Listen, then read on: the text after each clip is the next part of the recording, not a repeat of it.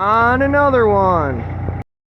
We've got the Wacker Neuson SM100, and it's digging some drainage alongside this brand new pole barn. We're going to install some 4-inch drainage, fill this all in with number 2, put some plastic down, act as a French drain, 4-inch drain. We're going to go out with it, down.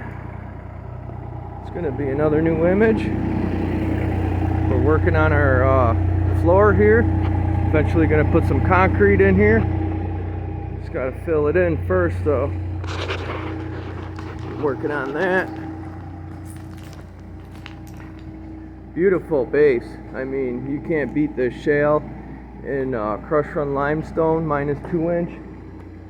This thing's not going nowhere. He's going to be able to park an army tank in here on 3 inches of concrete. Not really, but I'm just saying. Stay tuned and we're going to get some action going. We just got to dig along this edge to clean it up.